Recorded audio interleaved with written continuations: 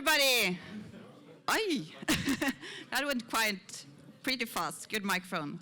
Welcome to this joint IXCA event and pre-party for Webdagene, which today will be about UX Unicorn, a very exciting debate. My name is Cecilie Halland. I work at NetLive Research and I manage Webdagene, which is mainly why we have brought all these speakers here for this debate. So they're like delivered by Webdagene. Still possible to buy a ticket. It's starting tomorrow, but yeah. So I think I'll just introduce the debate participants. Jerry McGovern, come on stage. Lauren Curry.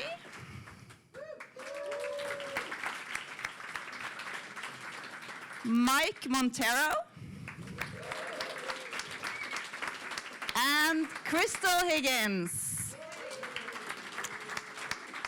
And Niklas from IXCA will be leading the debate. Good luck. Thank you. So, my name is Niklas Mortensen. I'm part of the motley crew that is IXCA Oslo. It's a great pleasure having you here tonight. Thank you. On this Thank you for having us. Oh, it's my pleasure, Mike. Starting with Jerry, could you please introduce yourself to everyone here and kind of point out the single most important thing or that makes you the guru tonight. We're all giving you titles, if you see behind there. What makes you the guru? I don't know. I suppose the gift of the gab, maybe, because I'm from Ireland. I've been involved in the web since the mid-90s and have failed more times than I've succeeded, and hopefully I've learned a few lessons along the way. Crystal, who are you and what makes you a ninja? Well, I might be a ninja because I can secretly jump into any project and attack it. But truly, I'm a designer. I've done a lot of different things from animation to interaction design now. And I currently work at Google and I'm working on Android Wear. So that's been a kind of fun project of discovery, trying to figure out all the details of that new space. So yeah, thank you for having me. Our pleasure. Lauren, you're a rock star life. Elaborate. So I've never been called a rock star before. 7 years ago, I co-founded Scotland's first service design for social change agency. So we are very focused on putting design at the heart of the public sector. I am the first woman to walk the floor of the Scottish Parliament in red high heels. That's maybe quite rock starish. And I now work at a school called Hyper Island, which is a creative business school, and I've recently launched a new master's program in experience design. Fantastic. And lastly, Mike, what makes the force so strong with you? What are midichlorians? I just work for a living, man. I get stuff to do, and I do it. My name is Mike Montero from Mule Design in San Francisco. We've been at it for about 15 years. We work with people whose stuff we want to see in the world. We help to make it better. We help to hopefully make the people who come in contact with that work have a more enjoyable experience when they use it. And we like what we do. Thank you. So I feel confident we're going to get to the bottom of this unicorn thing tonight. What about you? What's the unicorn thing? I don't know. That's why you're here. You tell me. No, you set it up. So I come here. You got a giant slide with a unicorn on it. And you're like, hey, Mike, explain unicorns. Yes. So no, you explain unicorns. Okay. I'll try to explain it. Okay, let's go. Once upon a time, there were no unicorns except in fairy tales, where you usually start the story with once upon a time. And before industrialization and Taylorism, we had guilds. these were organizations in the manner of something of a professional organization, a trade union, or a cartel and a secret society. And they controlled the craft and practice in one particular area. So we fast forward 353 years from when Rembrandt painted the Drapers Guild and add some accessories, and you basically have a scene from your local hipster joint. So whereas the members of a guild specialized in one thing and had the authority to control the flow of trade and ownership of the tools and supply of materials to their members, today it seems like any Tom, Dick, and Joe with a MacBook Pro and a one-week design course can call themselves a designer. And our field has become muddled with expectations, some forced upon us and some self-inflicted. Alas, we turn to Thomas Glaisler's slightly overused 2013 remake of his 2009 poster based on Dan Saffer's second edition printing of his 2006 book, Designing Interaction.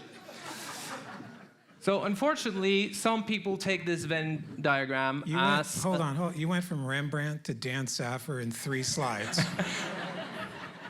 I'm not going to be the focus of the evening. I'm trying to quickly kind of tell you what you're doing here and get the hell out. Make it your stage then. You're not happy? I'm totally trying to happy. make you happy, Mike. So the problem is that some people take this as a roadmap for our industry, instead of a postulation to why it's so damn complicated to do what we do.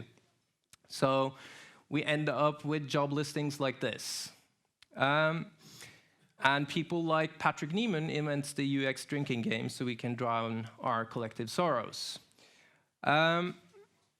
So tonight, esteemed panelists, we have called upon you to marvel at your wisdom. We have a rock star that is in the business of making unicorns at Hyper Island. We have a guru to document their path, and a Jedi that hires them. So that means that Crystal is our unicorn tonight. So, residing in the one place that has the highest probability of unicorn sightings, which is San Francisco, do they actually exist, and what do they look like to us mere mortals? Do unicorns exist? Probably not in the sense that people like whoever wrote that job description are thinking of. There aren't these magical people who are concurrently going to do the same thing as 4 other people at the same time. But there are people who can do and be knowledgeable about a multitude of different areas. And I think you and I, Jerry, were talking about how that opens you up to collaboration. Someone who can collaborate on multiple different levels totally exists, but I do not believe in the phraseology of a unicorn who's this magical person who you can just like dump anything on and they will just suddenly be able to understand and do all of it. I think we need to think about like why are we asking for that kind of person, and then kind of justify like maybe we need a few extra people to help if it's just to fill multiple roles with one human. But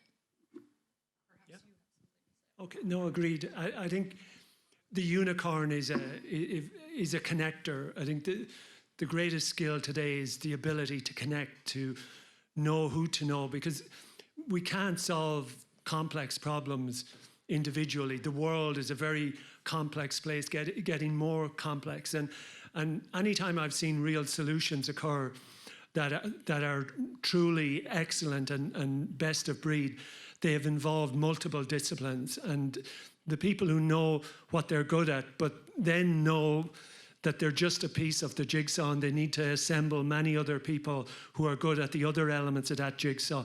I think that's the tremendous skill today, the skill of the connector. So you don't have to be a master of everything, but you need to know who to know or know where to go to get the other pieces to create the solution for the complex problems.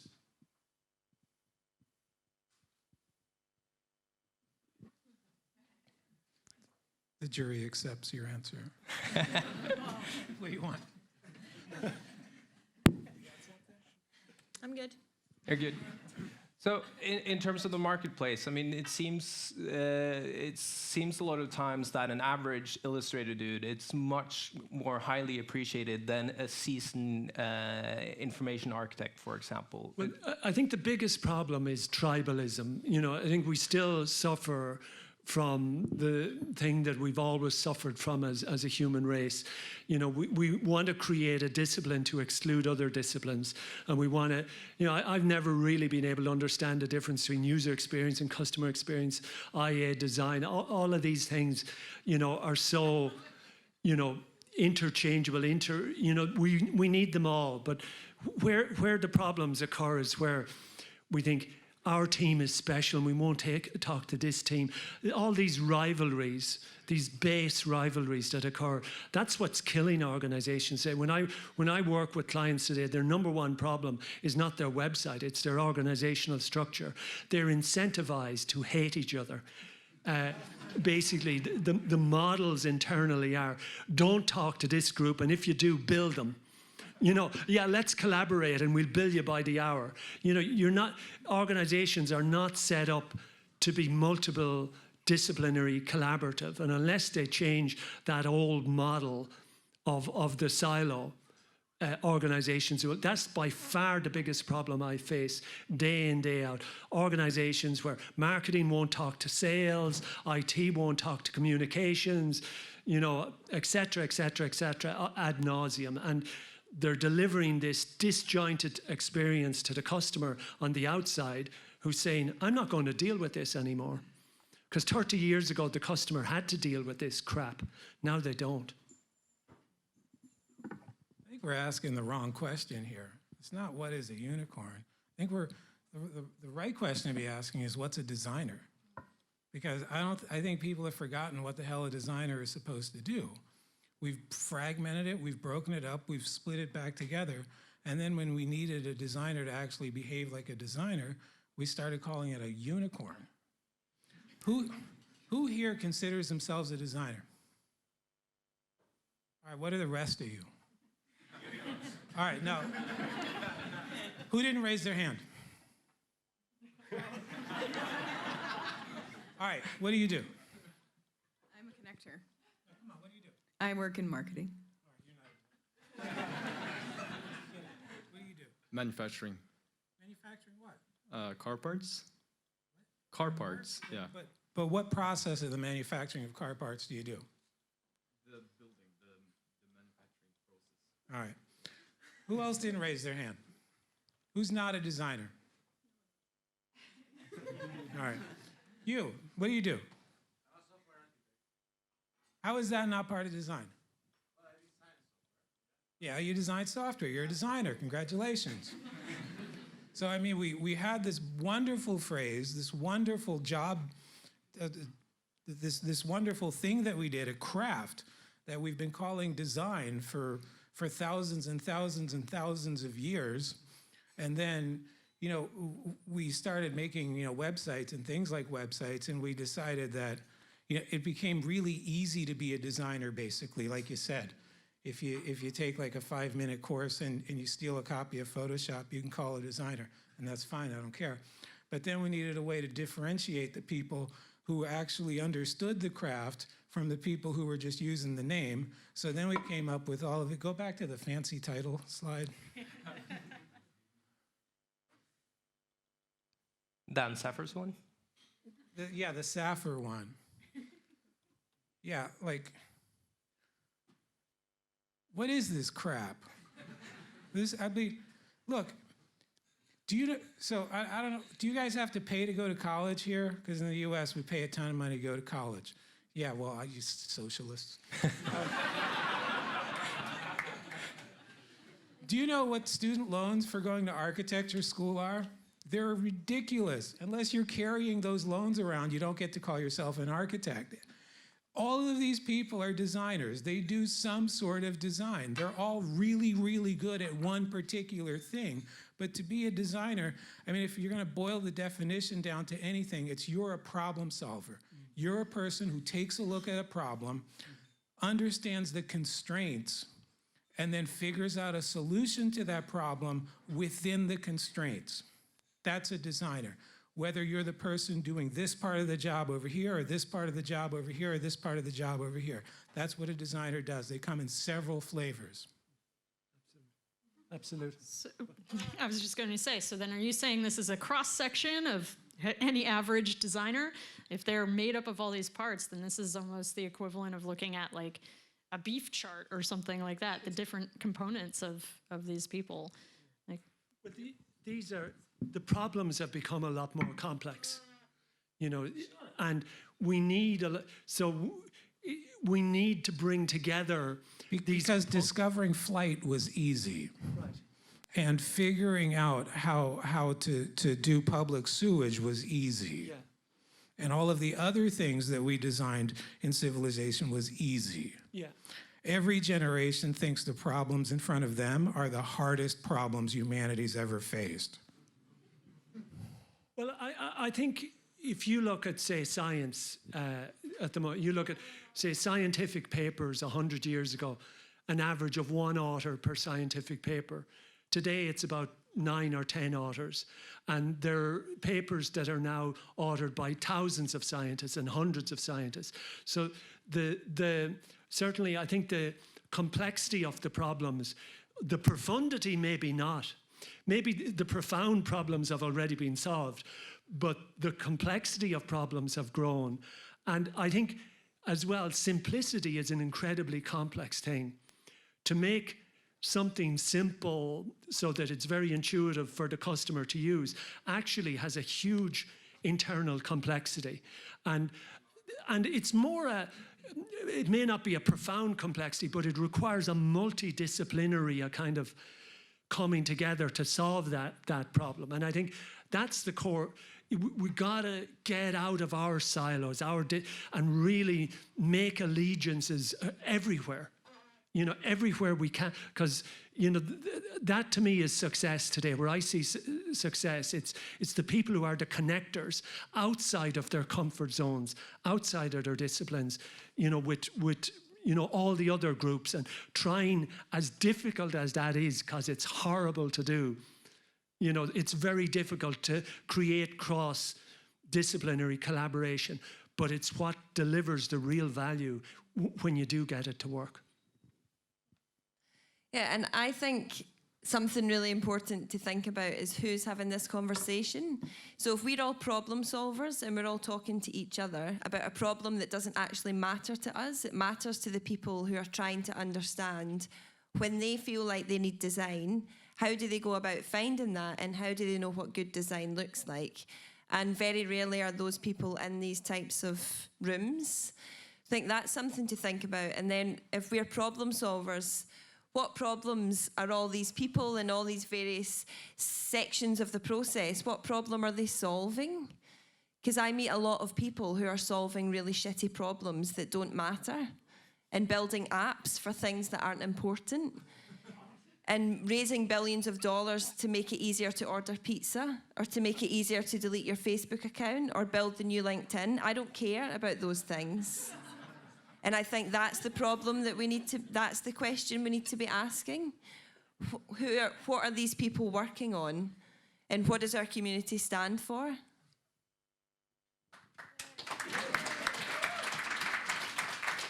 So this is the socialist table. That's the capitalist pig table. Divisions again. But Jerry, isn't the silos you're talking about, that's the bigger problem kind of from the customer side, right?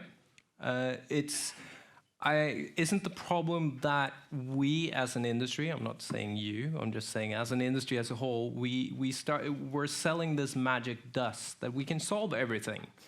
But does it mean that a designer that's really good at making website, is he equally good at doing car parts? Or should we expect that? Well, you know, in a way, who does it? Of course, that's a different discipline. But I think the demand today is we're looking for people who can make it simple. You know, whatever, that's the new demand. I mean, we've always been designing stuff. You know, SAP designed stuff. It might not have been very usable, but it was still designed. It solved a certain type of problem. Whereas today, the demand is make it easy, make it fast, and if it's not, I'm gone. You know, and that's the type of people that, you know, when companies are looking, when they're bringing in these new design departments, like I was talking to Jeff earlier about in GE, it's not like GE had no designers before. They just had designers who designed a kind of clunky stuff that it took a week of training to understand. Now they want to design stuff that it takes 5 minutes to understand. You know, I think that's the shift.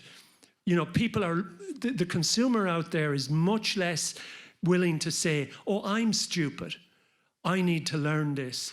They're a kind of saying, you're stupid. You know, I'm moving up. So the consumer is now really dominating. The customer is really dominating. Whereas 30, 40 years ago, organizations were much more powerful and could tell people, use this, learn how to use it, read the fucking manual, you know? Yeah, I agree with all that. But at the same time, these companies who have decided that design is now important because they're getting their butts kicked by somebody who decided design was important 10 minutes ago are now, I mean, they're treating design as, let's add design the same way that you would add brake fluid to your car. Like, let's go get 5 liters of design somewhere. And still the basic problem with our craft, and this is probably a basic problem with everything in the universe, is that 90% of it is shit. 90% of designers, this room excluded, of course. 90% of designers working today suck. And I would say that of any profession. But I mean, I think it's especially profound with design because we've got people coming up through an educational system that's broken. Design education is criminally bad. It is horrible. They do not teach you how to do the job that you'll be hopefully going into with the degree that you get. They teach you absolutely nothing about how that job is done. And I think everybody's giving mini versions of their talks, by the way. I don't know. I think to your point about education, the thing that makes a designer really valuable is, again, that thirst and that ability to adapt and learn, right? So the best education for them is how to help them learn, how to help them grow so that they can expand into new areas. So I do think there's something about whether you want to call it a UX unicorn, whatever the labels are, the labels are bullshit in that sense. But if you have someone who is thirsty for knowledge, who wants to learn and take on new things, then you should create an environment where they can do that. And the thing I think I'm most concerned about where I hear UX unicorn used, even in my own company, is that it also risks silo because these companies are looking to fill one person in one role to do a lot of things. And I've talked to plenty of UX unicorns, especially at startups, who are worried they don't actually know enough because they don't get exposure to other designers or they don't get to work with more teams. And so there's a siloing that risks happening there, again, if the organization looking to fill these roles is not set up for that kind of expansion and that learning. They need to be filling for somebody, again, who can expand, who can learn, but give them an environment where they can interact with other designers. Nobody should go work at a startup unless they've been in the business for at least 10 years. It's a horrible idea because you're putting yourself in a situation where you have absolutely nobody to mentor you. And if you're just coming out of that criminally terrible education system, the thing that you need to be looking for is a mentor. You need to be looking for somebody who can teach you how to do the job. So I would follow that and say, I agree with that principle, but it's our community's responsibility to fix that by being the mentors. So I think we all need to step up and make ourselves accessible, easy to find. We all need to be showing our work online, telling our stories on stages, on platforms, so that people who are coming through this system can find us and they feel safe and confident to email and ask a question or to join the forum and ask for a hangout or whatever it might be. I think that's something that we can help make better. Lauren, oops. Give her a hand. Yeah, let's hear it. Come on, come on, come on.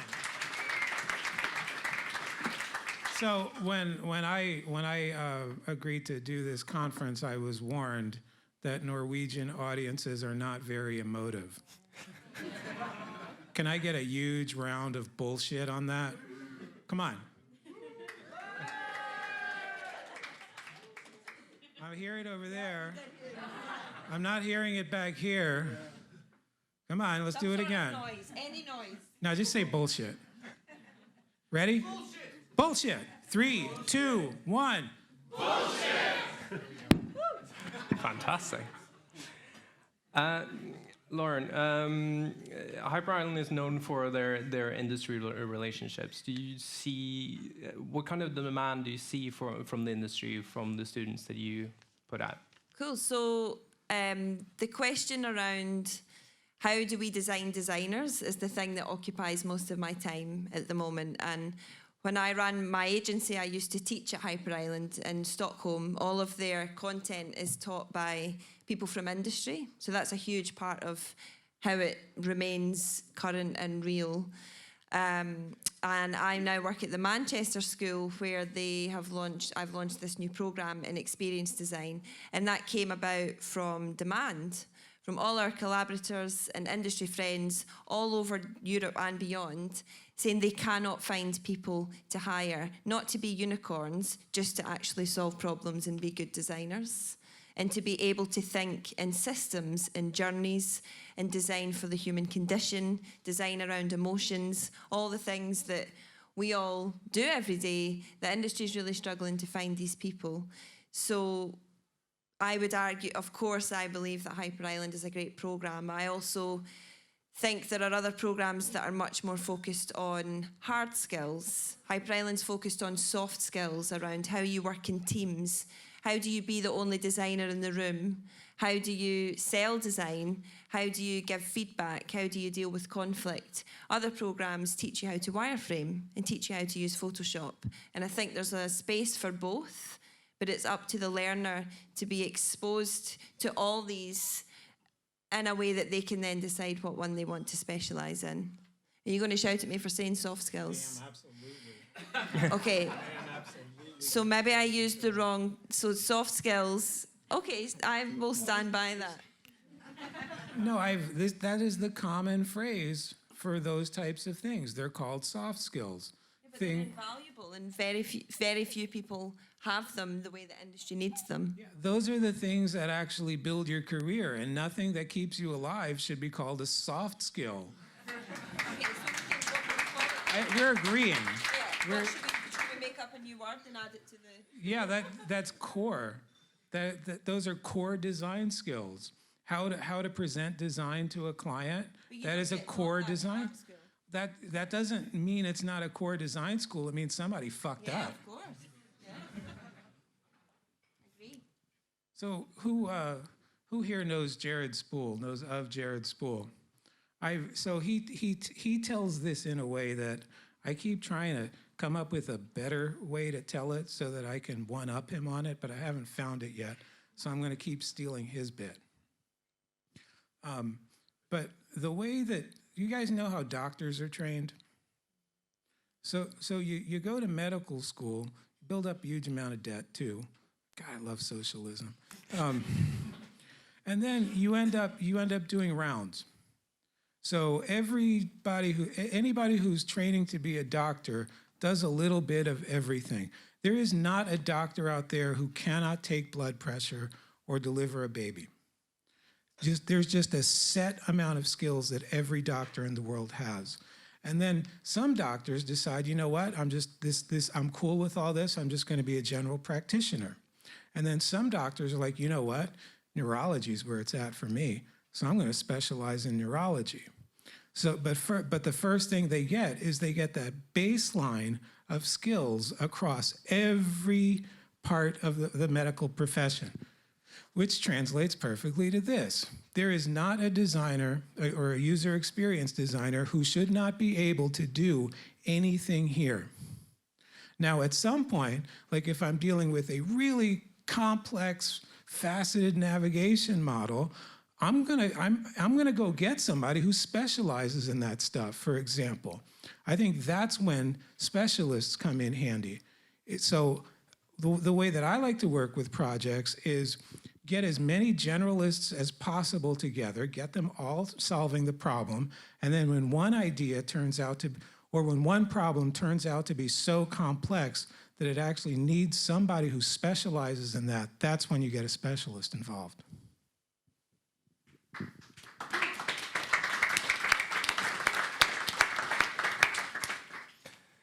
So, Jeff, you're there. You're just here to drink. You wrote a blog post about this in 2011, actually.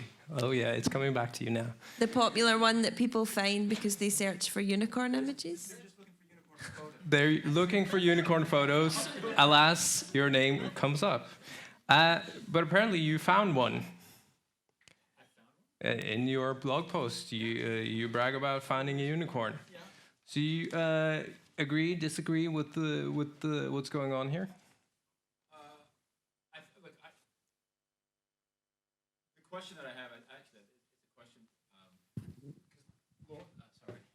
Because Lauren, you're designing designers, right? I mean, that's essentially what you're doing, right? Are you teaching all of these skills to all those people? I mean, motion design, infoviz. Teach that in a sustainable time frame. So is what Mike's saying realistic? I mean, that everybody should be able to do any of this? I'm just. Well, This is not a core design skill. okay. You're saying every single designer needs to be able to do all of that. Yeah, well, I've Where are had they going to 3 learn of these. Right. Okay. So we've all been drinking. So then, what are the core design skills, right? So what does everybody need to know how to do? Everybody needs to know how to pick a problem apart. Everybody needs to know. You need to be able to take a problem apart. You need to be able to gather constraints on a problem. You need to be able to come up with a strategy and you need to figure out how to work within a client's workflow, or fix that workflow in a way that works better for their business. You need to be able to produce the work that shows that you've solved that problem.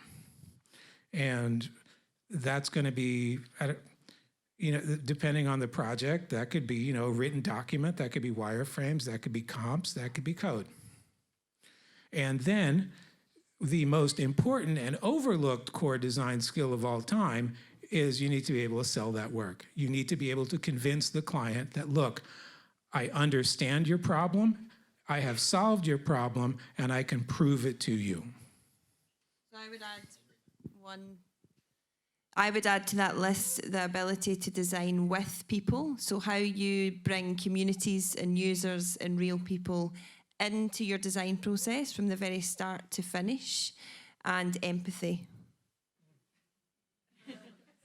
And that's Erla. We agree with those amendments.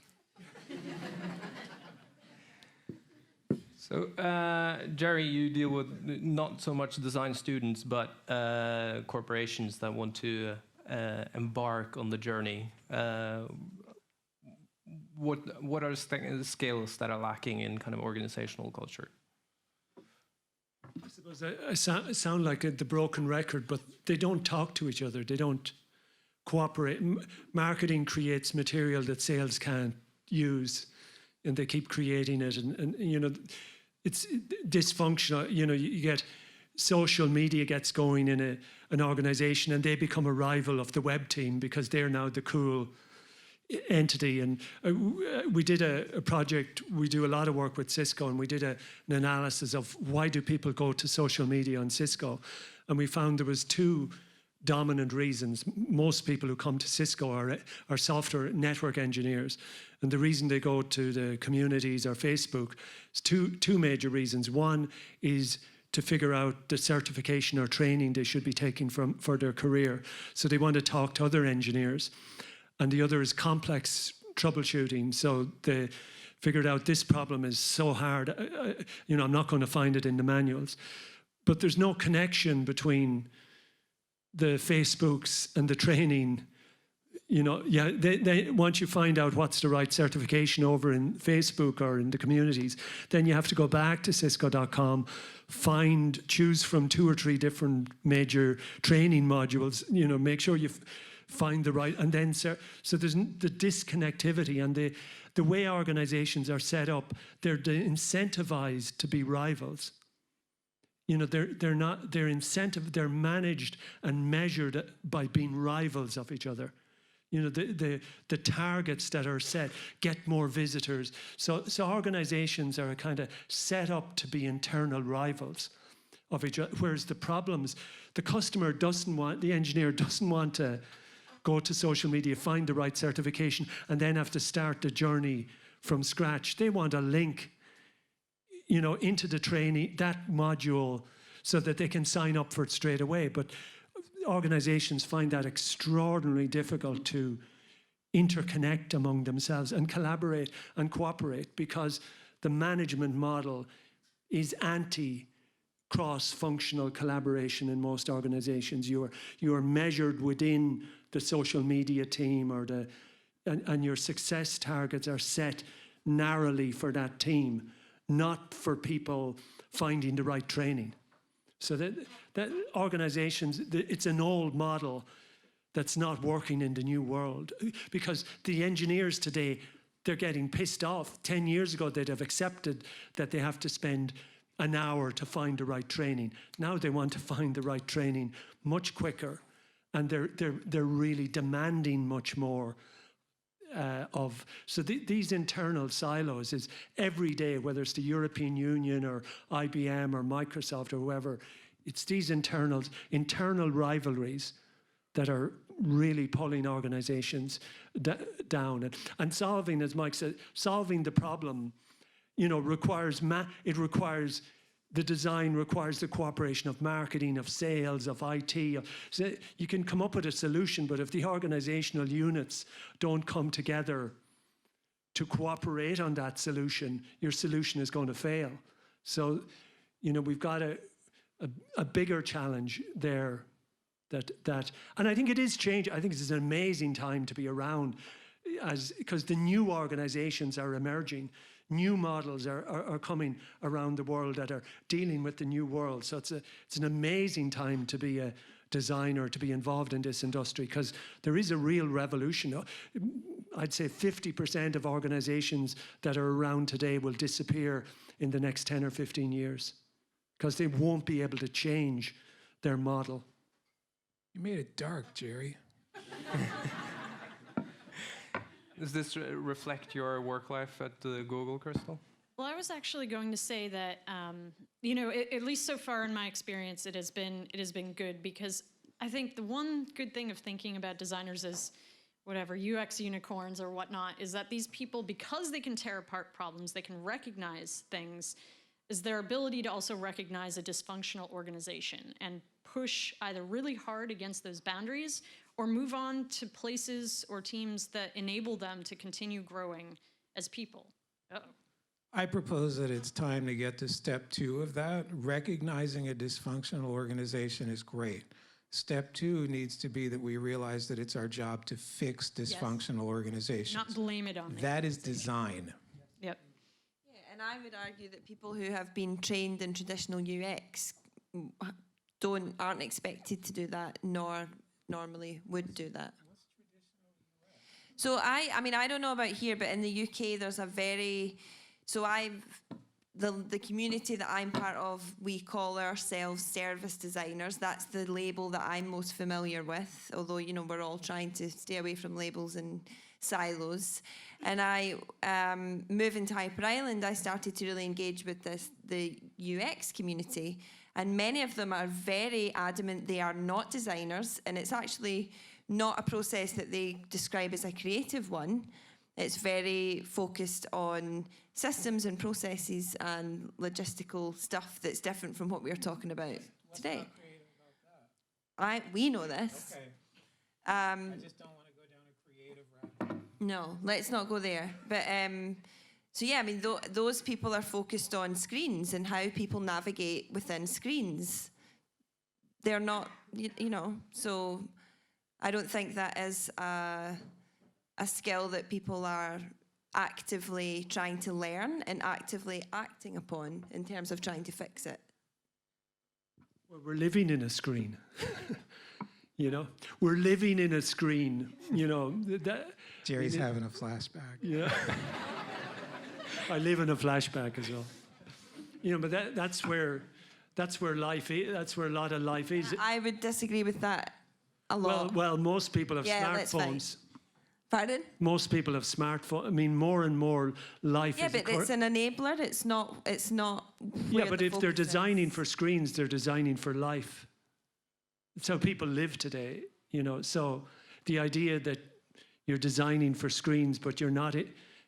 Of course, it's broken, but that's the reality for a lot of people who call themselves UX designers. In my experience. It's a limited view. I think the big challenge is how do we design the new organization? You know, and that's very few people are rising to that at the moment. But you know, that's the big, because without the new organization, you won't get the great designs or products. We have a question from the audience here. Okay. Yeah, I hold it. All right. Yeah. Hi. I want to get back to the broad definition of what a designer is and what he or she is supposed to be. As a student, when I look for part-time jobs, when I look for summer internships, stuff like that, the description that was showed at the start of this is a really good picture of what we're met with. We're supposed to be adept almost at all these things that are here, and it would be nice if we were really good at C++ as well. I mean, what's a poor student supposed to do? I mean, as you said, we can only learn so much in a set amount of time in a certain degree. And we come to these organizations and we meet all of you people who have 10 years of experience, 5 years of experience, 15 years of experience, and we're thrown into all of this. And you talk about organizations that are hard to work with because of this. What's the student supposed to do? I mean, I need... All right, we got you.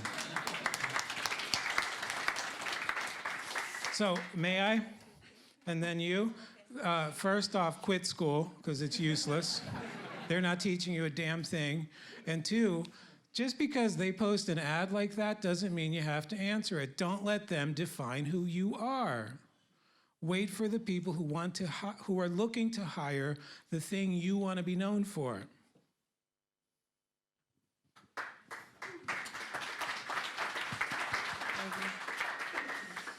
So when you quit school, you come to Hyper Island.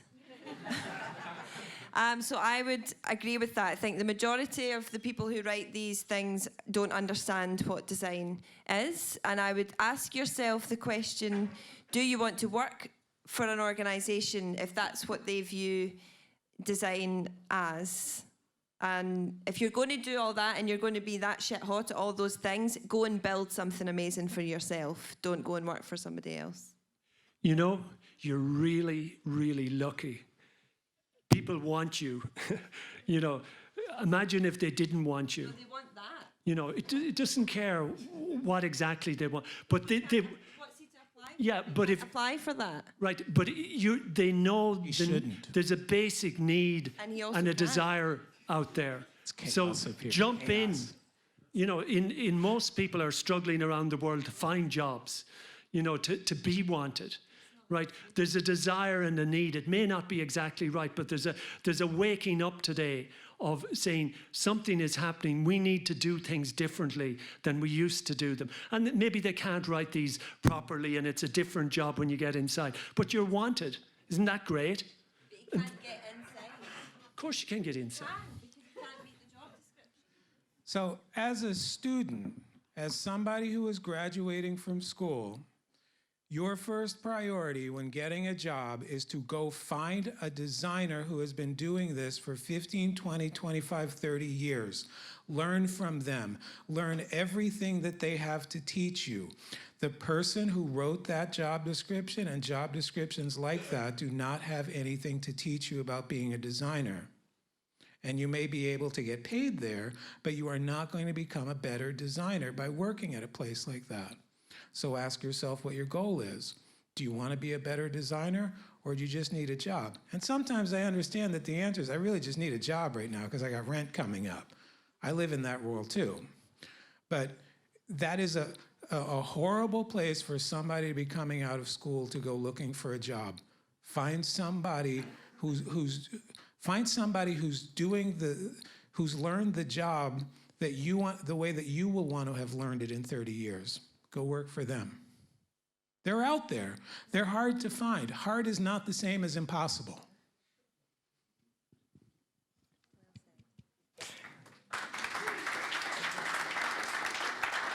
But isn't this our own problem, a problem that we made ourselves in terms of this is the perception that the outside industry, the organizations you're talking about, have of designers and of unicorns? We're problem solvers. We can solve everything, and you end up with stuff like this. Isn't it our making? Isn't it? Well, probably, but at the same time, who cares? Like, who cares who set the house on fire? We have to get the kids out, right? That's where we are right now, is let's figure out how to fix it, and then maybe look back on it and figure out how it happened so that we don't do it again. But we threw the baby out with the bathwater with this whole user experience unicorn bullshit. This industry was ashamed of using the phrase designer for a while, and we should all still be ashamed of that. It's an amazing craft with a rich history. It's got a lot that it can do for the world, and we need to reclaim it. The problem isn't that we're looking for unicorns. The problem is that we forgot what designers were supposed to be doing in the first place. So the answer to whether do unicorns exist or not is yes, they exist, but they're called designers. They're called good designers. And those that aren't good designers aren't unicorns, they're jackasses.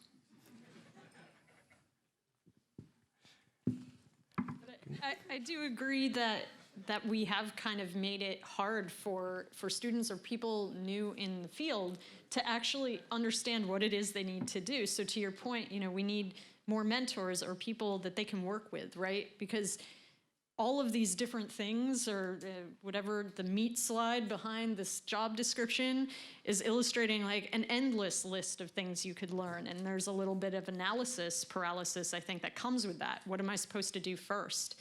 My recommendation, at least how I got started, was just finding the kinds of projects I wanted to work on, like the types of things I wanted to make or contribute to, and just starting to like volunteer or work on them. And I learned along the way what I didn't know so that I could expand my knowledge. And I was lucky to have a mentor in the early days. I found someone who was available for me. So if you can find that, what Mike suggested is one of the best ways to help you figure out what it is you need to really embody and move forward with. But short of that, find those projects. What are you interested in? Like,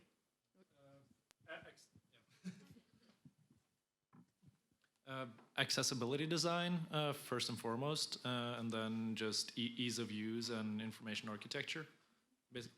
That's really interesting. Like, there's probably a list of volunteer opportunities you could take on, that could be small, that could connect you with other people who are working in that space. Accessibility is amazing, and I'm sure there are a lot of people you could reach out to or organizations working on that you could contribute to. That's one starting place.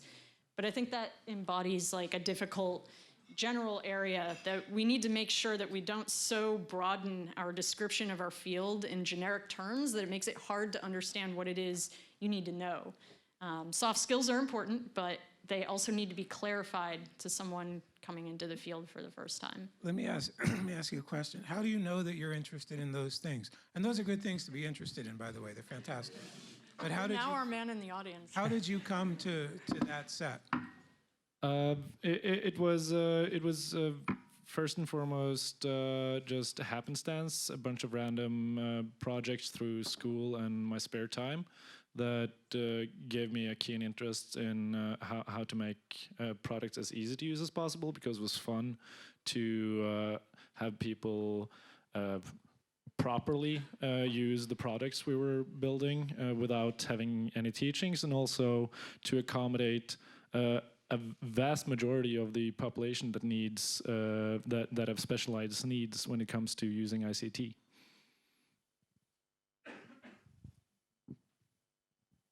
Silence. So should we just get rid of titles altogether and start supplying our clients and design agencies with a skill list? I think we should stop arguing about shit like this and just do work.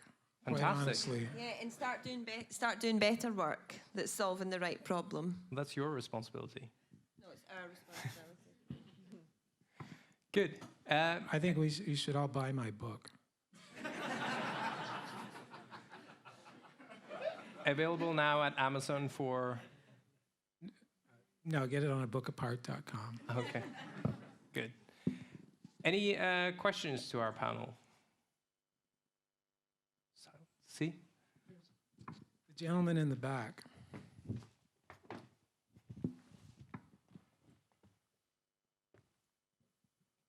Actually, it's not a question, it's a proposal for the student, and it's to study twice. First, when you're in your 20s, then do, like Mark's saying, connect to somebody that can be your mentor, get experience, and then study once more when you're in your 30s, something like that. That's why I did. Will you be his mentor?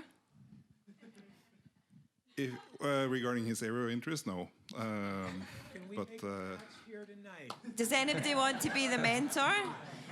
Accessibility experts? I need a mentor. Hi, I also have, is more of a comment actually, to the student and maybe to everyone. Student, what is your name? My name is Sindre. Nice to meet the terrifying number of you in this room. Woo! So hi Sindre. What I Get up here. Hey, look.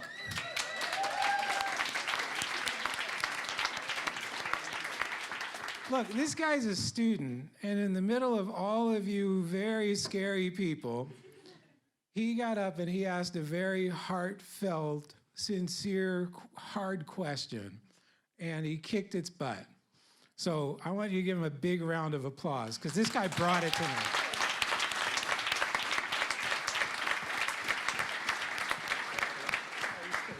What's your name again? Sindre. Yeah, I'm not going to get that. Your name's Bob. Okay, Sindre and everyone, I think what is important to our craft today is actually you got to keep on learning. So not study once or study twice, but be humble, find people that know stuff, be curious about all of those other fields in that horrible drawing over there, be curious about UX, be curious about service design, because the problem changes. It changes from small things on a screen. One day it's that, then the next day it could be, you know, solving complex organizational issues or how we're going to feed the world in the next 20 years. So my advice would be curiosity and keep on learning, actually. That's what you got to do.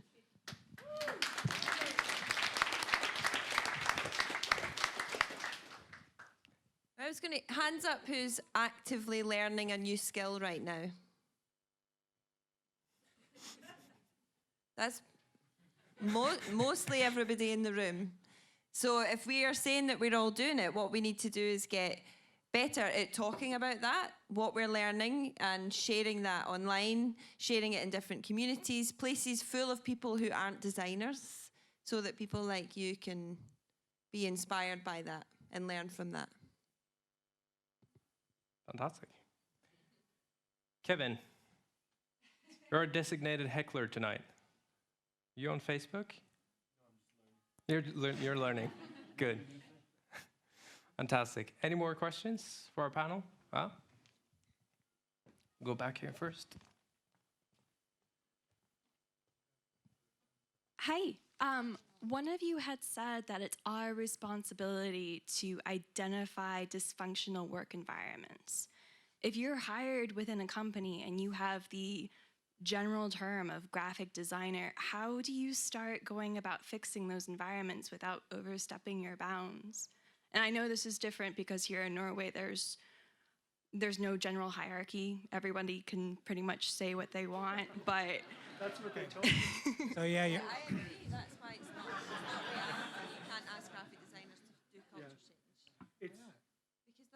Because It's the interest. What I've found, a lot of these people who might call the connectors, who are talking to other people, and particularly talking to customers, I've found they've got a real problem in organizations because they're not liked because they don't do their job. They want to talk to other people. So it's a difficult position to be in as the old organization dies and the new organization kind of emerges. And maybe it's an issue of you constantly moving, your career between organizations, changing as the world, as people are changing careers much more quickly today. But it's a balancing act because it's the future, but it can be dangerous in a lot of organizations to do. But even just starting conversations with people who are not graphic designers, who are in marketing, who are in HR, try and talk to people who are not in your department, even for 5 minutes or 10 minutes, and get that conversation started. Because that's where I've seen the success begin, in those small conversations between silos, that gradually can evolve into something powerful. But you have to be careful, because even in Norway. what's the deal with Norway? I mean, honest question. It's a very flat. Northern Europe, as you go out, it's much more egalitarian. It's much less hierarchical. If you go, say, to France or Italy or Ireland, you're much more, the boss is the boss, and they make the command. So Northern Europe tends to be more equal, there's a less of a wage differential, and you can talk to your boss and across departments. So I would think that would make it easier. It does, but even in Norway, where it's a lot easier than in most other countries, it's still hard. So there was a phrase that you used when you were talking about, I'm going to get this wrong, but like not rocking the boat or something. What was it? Going outside boundaries. Who the fuck cares if you go outside boundaries? your boss got a belt.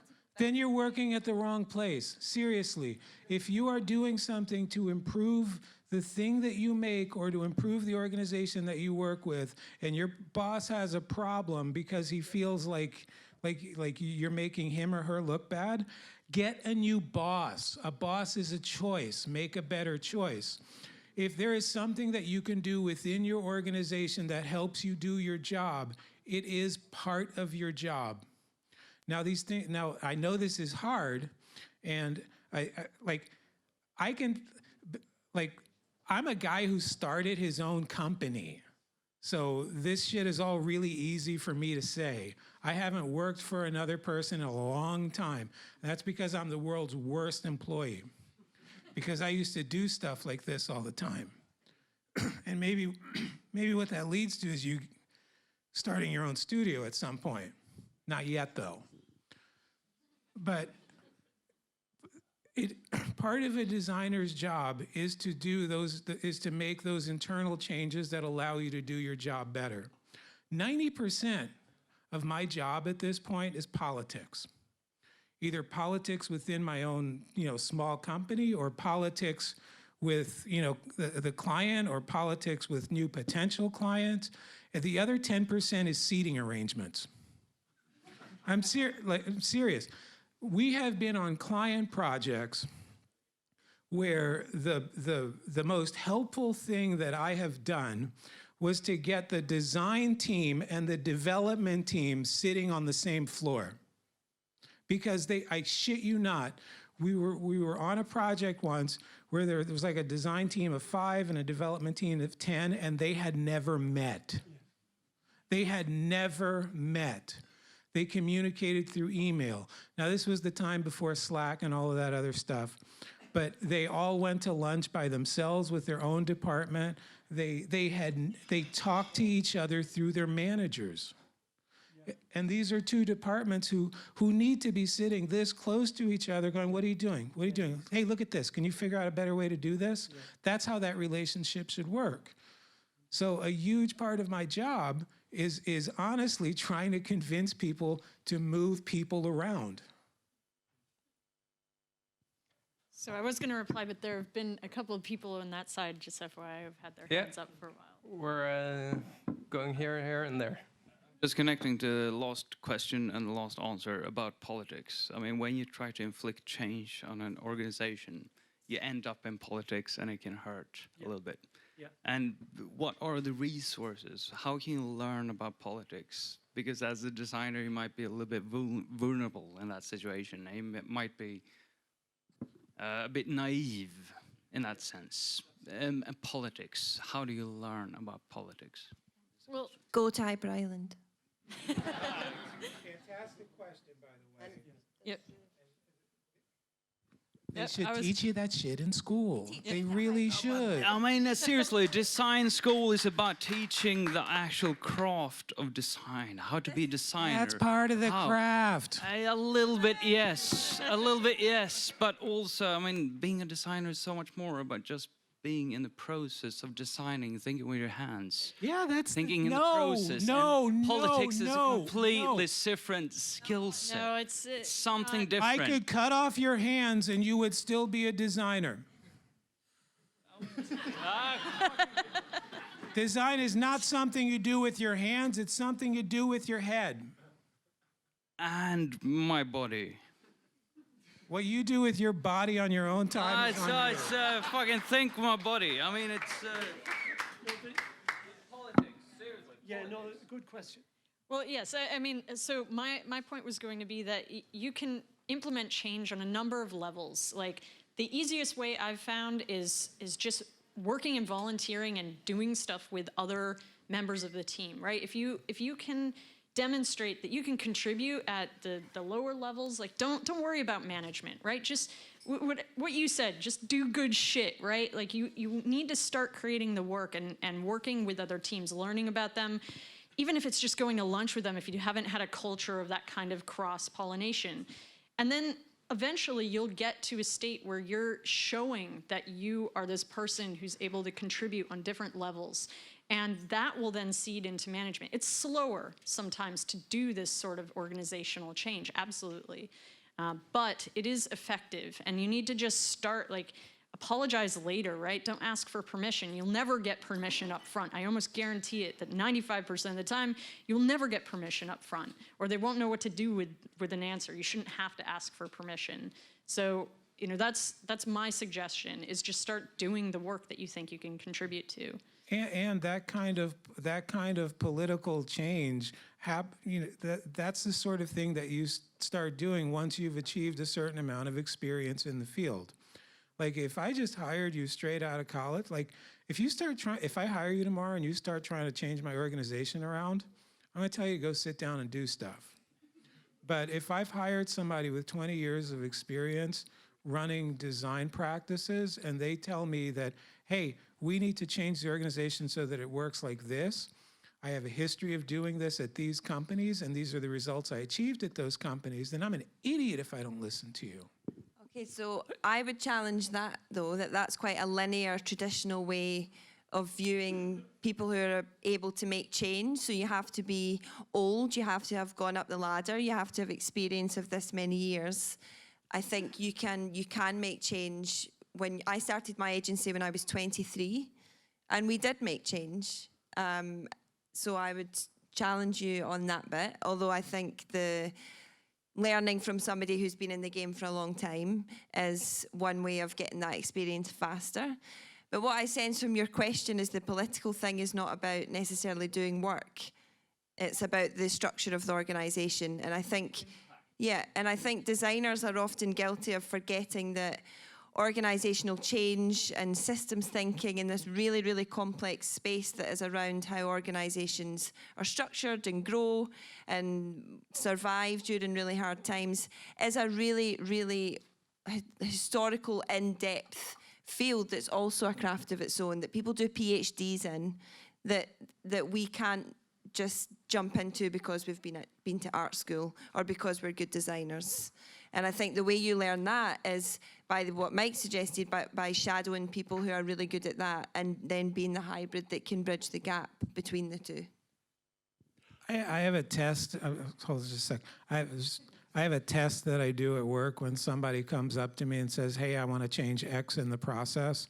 I say, sure, let's talk about it, but first I need you to change the toner in the printer.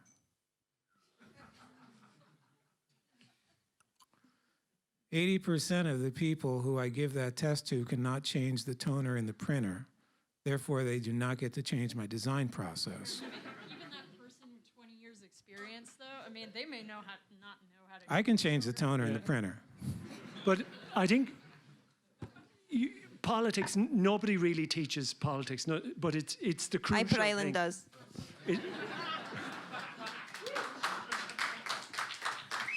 It's the crucial thing. There's an alumni in the room you can go and ask about, because I'm not just selling. It's the crucial thing for success. And politics is, I know lots of people who do good work and they're career limited because they do good work, but they don't sell it to their bosses or they don't hang around at the canteen, you know, or do all the political stuff. So you need really to understand this. Politics is the psychology of other people, particularly those above you, and understanding what really matters to them and connecting what you do with what really matters to them. Just doing the good work, it'll be great, but it won't make you much progress in 99 out of 100 organizations because you're often seen as an annoyance or a problem because you're showing up other entities of the organization. So getting the politics and understanding those people who matter within your organization and connecting what you do with their key objectives for the next 6 months. So you need to think about that a lot. And that's part of your job, thinking about what other key stakeholders in your organization, what matters to their career, and how what you do, you can somehow show that can help their career. You got to be doing some of that. If you're just working away on your design, you won't progress in 99 out of 100 organizations that I've seen. So you need to spend that time thinking about the key stakeholders and how you can connect with what you're doing to their objectives. Well, the trick is you gotta redefine what you think of as your design work. This is not me doing design. This is me doing design. Me doing that organizational selling is design. What? Yeah, typing. I'm typing. I'm in Photoshop or Sketch or whatever. You're right. You know, that's part of the design. Because if the design doesn't come to fruition, if it doesn't solve the problem, you know, so politics, the alternative to politics is war. We need politics, as messy as it all is. It's how humans figure out stuff without killing each other. You know that. So politics is a crucial skill that we shouldn't look down on. You know, and is extremely necessary. And those people who don't play politics don't progress very far. Well, Lauren does. Yeah, there's other schools, so Emergence in Norway, Chaos Pilots. There are schools who teach, and it's not about playing a game, because I think when I hear the phrase play politics and it'll get you further, that makes me want to be sick a wee bit, because that's for me, that's an old world view of trying to solve new problems. I don't think that's what you meant, but how solving new problems with old ways of thinking. I think it's really about the first thing that we focus on at Hyper Island and schools like us is understanding yourself. So spending a lot of time reflecting, giving feedback, receiving feedback, learning tried and tested methodology. A lot of our methodology is from the Swedish Armed Forces that's around how to give feedback. It's true, and it works. It works amazingly well. Give feedback to the Russians. Okay, we need to move on. Okay, thank you. And then last question over there. So start in the corner here. Evan Riesbakken from NetLife Research. Just to rewind a little bit to the question that you actually had. Being a designer and trying to get outside your own boundaries, I think one of the skills that we should appreciate much more is actually the ability to challenge. Because exactly, at school we don't learn to challenge. We learn to what everybody else is saying or is the authority of the field. You will follow them. But the number one thing you need to do to be a great designer is to challenge. And one of two things will happen from experience. You will become a hero in that organization you work with. The other one is you're going to get fired. But it usually lasts between 3 to 5 years, and then the people who fired you get fired, and everybody remembered that you actually challenged and pinpoint what was actually the issue, and you get hired back again. It takes 3 to 5 years, but then you're a hero again. So it's worth waiting, but actually trying to challenge is one of the number one skills you need to know. Excellent point. In the UK, there's a huge surge of designers working inside government, and when I asked them that question, the answer they gave me was patience. Said that is the one skill that they interview around and that they look for in people that they hire, because it takes a really long time. So kind of a follow-up to this, I realize now that I think I work in very design-centric organizations, because usually when the designer presents something, it's like, bam, there's the design. And I work in marketing, but I work for WordPress.com, so we're building huge products, and a lot of times everything else we do is measurable, right? Metrics, A/B testing, and things like that. And then when a design comes along, a lot of it, if you're the recipient of that, it feels a little bit like a gut feeling. Yes.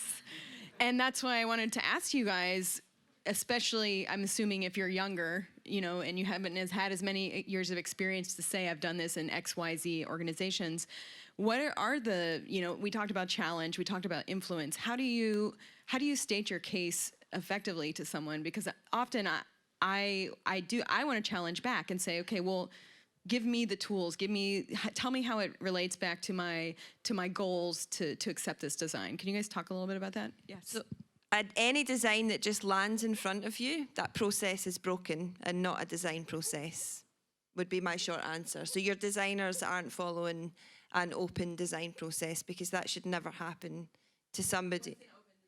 It never feels like it's just landed in front of you. You've been part of that from day one, and so have your users and the people who use your product. And for us, so one thing that we do, like any kind of review or critique or involvement in user testing, always involves our eng, our PM, all our other team colleagues. We never have a design team creating designs for longer than a day or two before there is a review with everyone else at our same level across our team. And this is really cut down on how much time it takes to iterate, and it builds that trust, right? They're not surprised when something just drops down in front of them.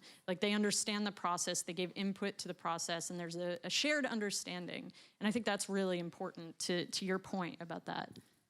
What do you mean when you say design in that context?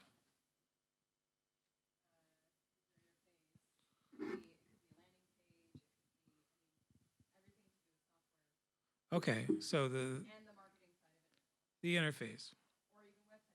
Sure. So whenever we're presenting an interface to a client, we always start off with, here are the goals that we talked about achieving with this. Here are the metrics that we talked about. Here's where they are now. Here's where we said we were going to try to get them to go with the new design, and here's our solution that we believe will meet these metrics. And then, you know, we show them the design, but it's always with those things in mind. It's never, you never want to get into a subjective place with people about stuff like that. This is a business. What we do is business. People hire us because they want to make money, and we want to make money by being hired. That means that the thing that we're doing for them needs to make more money than the thing that was there before we got there. So I need to prove to them when I put something in front of them that this will make more money than you made before.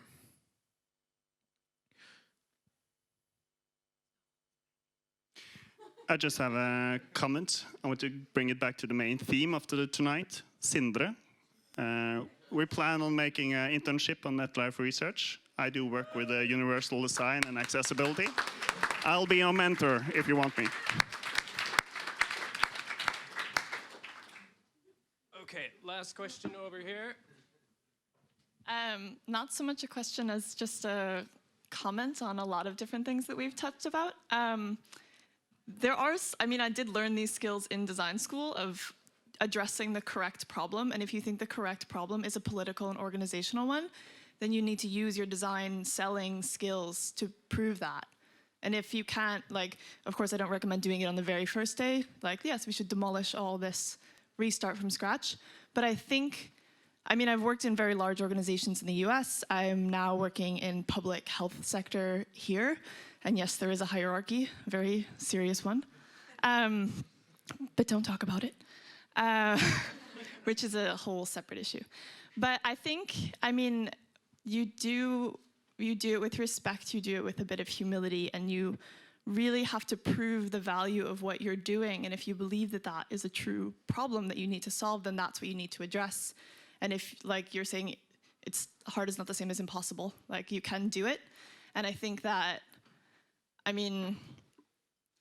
if that's the root of the problem, then you really have to solve it. That's sort of what I feel is the designer's imperative. If you see something that can be fixed or can be adjusted or can be changed or improved and you do nothing about it, then you're not helping anything. And maybe it is a bit of speaking truth to power at times, but I don't necessarily think that it is so strange that designers should have these skills. I learned them in school, so maybe I'm an exception, but I think it's a core competency is to be able to prove the value of design in any industry that you're in, especially if it's an industry that hasn't seen design yet, but has just I've had clients that sort of Googled their way to design because they seemed like, well, this seems new and promising, but I have no idea. So now it's up to me to also be an ambassador for every designer that comes behind me. Yeah. Good work. Woo!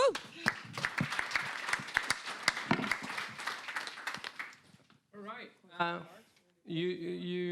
Are you ready for some more questions? You want a bit more beer? Let's do one more question. Yeah.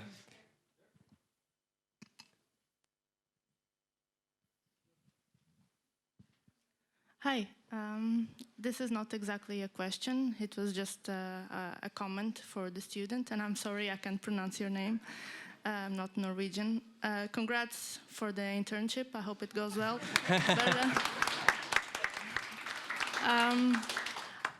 Before that happened, I was going to give you some input.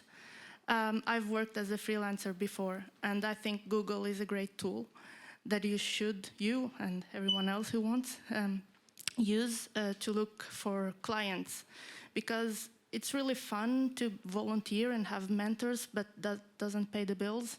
And by speaking or contacting with your own clients on an everyday basis will help you a lot in understanding what clients want. And maybe someday some company, some fancy company, will want that expertise in you as a designer to understand what clients want in real life, not just in school. And yeah, that's just my input.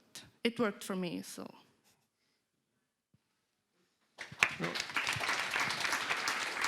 Right. I think, as Lauren pointed out, people have been standing for a while. The bar is open. You guys gonna stick around? People can buy you some beers and wine and get you to talk.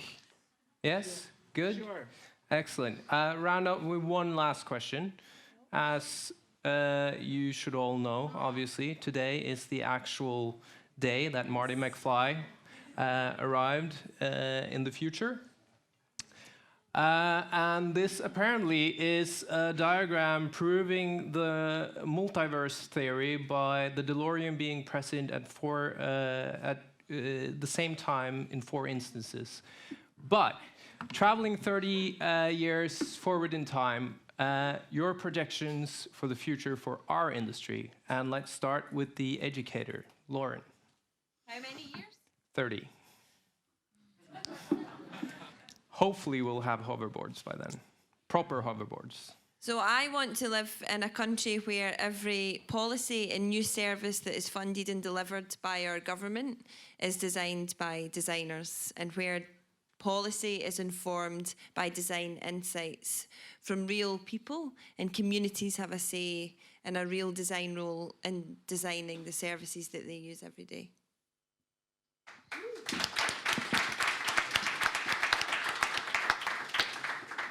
Mike?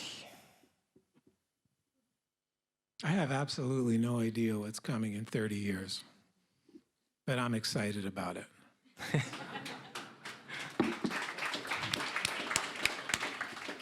Because anytime something new comes around the bend, it changes everything we do. And if we're not excited about it, we're fucked. So I have to restructure how everybody on my team works every couple of years. I have to relearn everything from scratch every few years. And I don't know if that's going to slow down. I don't know if that's going to speed up.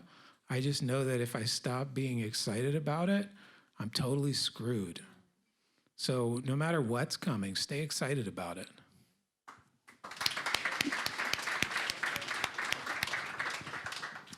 I think, you know, it's an amazing time to be around, and the last 20 years or so with the web mainly have been a revolution of the consumer. When you think of all the stuff, most of the cool stuff has happened on the consumer side, and I think then at some stage there's going to be a revolution within the organization, how organizations are organized and structured. And I think that's going to be a very interesting space over the next 20 years or so, you know, redesigning organizations and making them more fit for the age that we actually live in. I mean, really,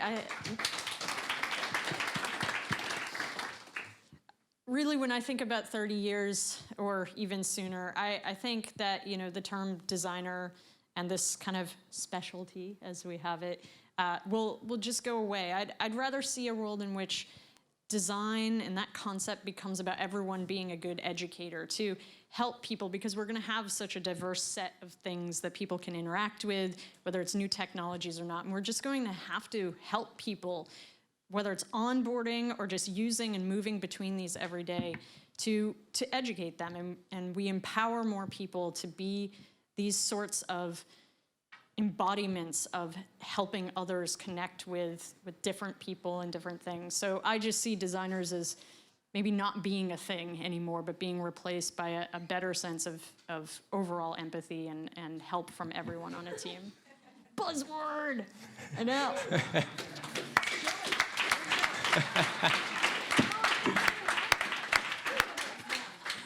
only I'd known.